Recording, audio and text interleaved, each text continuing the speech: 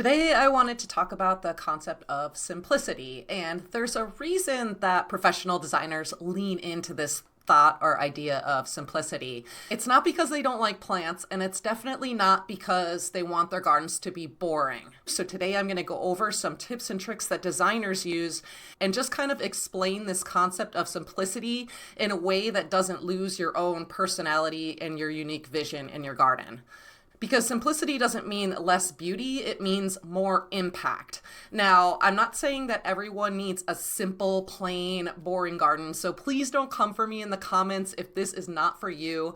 This is just a fun topic that a lot of designers use to create order in a space, and I thought it would be fun to talk about today with you. And if it doesn't resonate with you, that's totally fine too. Everybody can have their own unique space and their own unique garden. I'm just trying to explain different concepts to help you out along the way. And my intention was to film this outside since it is spring, but unfortunately the weather here in Pennsylvania has been crazy amounts of rain. So every time I've tried to go outside and film, it just starts pouring rain. So I'm going to insert some clips here so you can see what my garden looks like. And I'm sorry again that I'm inside, but the weather is just not cooperating with me. When thinking about simplicity, the first and best place to start, in my opinion, is with function. What do you actually want to do in your space? And I know I say this in a lot of my videos, but I always design with function first. So are you trying to create a place where you can entertain? Do you want to just relax with a cup of coffee? Do you want to support pollinators? Writing these things down and just having an idea of how you want the space to function before you start planting is a great way to get really clear on your vision. So start by defining the purpose of each area and treat your garden like it's an extension of your home with zones that support how you live or little garden rooms so that you're using the outside space as much as you would the inside. When you design around function first, you automatically cut all of the fluff and you focus on what really matters to you, and it's going to really simplify things. The concept of repetition also creates calm and cohesion in your garden. So you can do this by repeating the shapes of your plants, like horizontal or wide plants, circular plants, pyramidal plants, repeating those plant forms over and over again.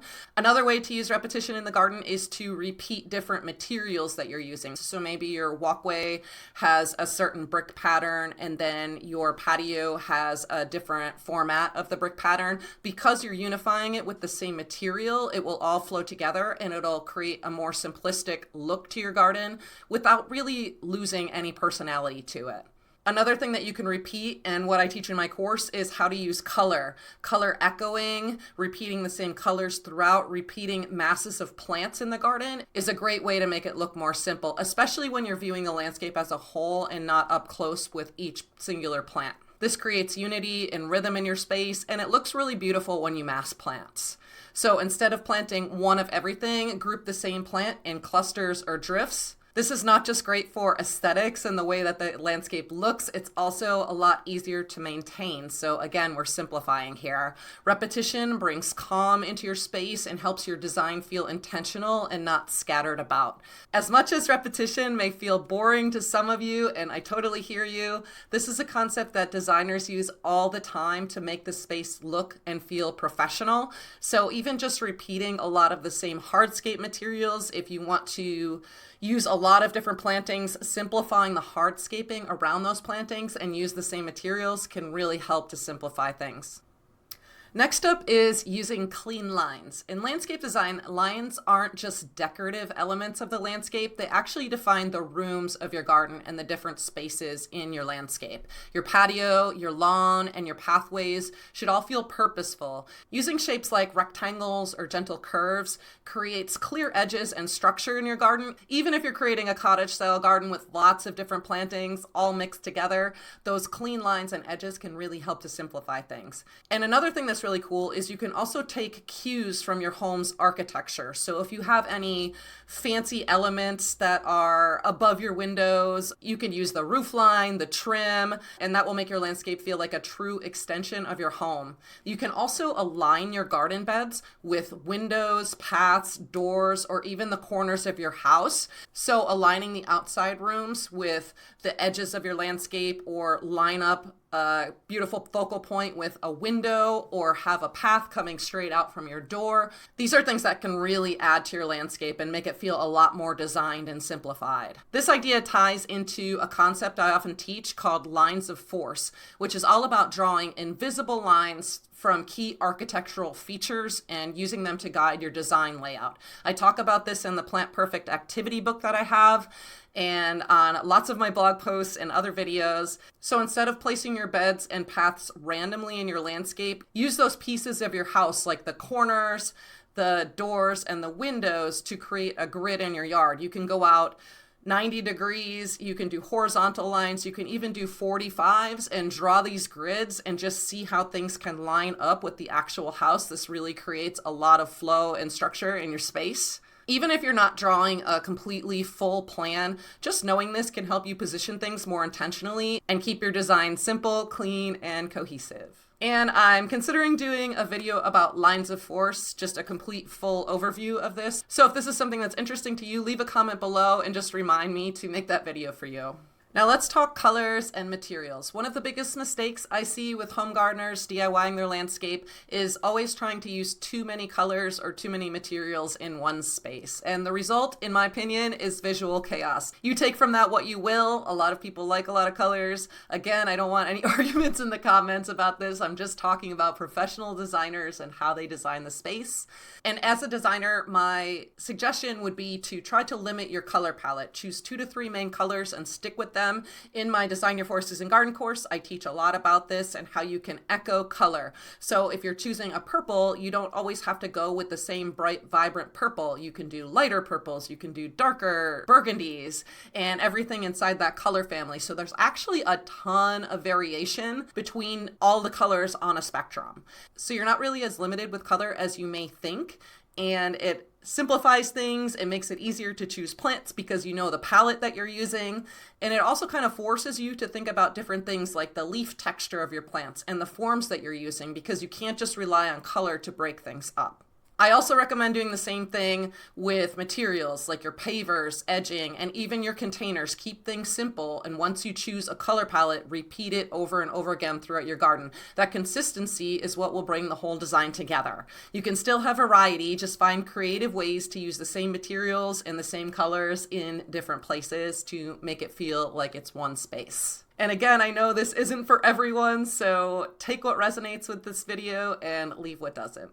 Another way to use simplicity in your garden is to use a theme, whether it's a cottage garden, modern minimalism, or a pollinator-friendly planting. You can even go so far as to choose your favorite baseball team or football team and use materials and colors that are based on that. And that helps guide your decisions on plants, materials, and layouts. We do exercises like this in a garden designers membership group that I'm in called the Garden Design Collective.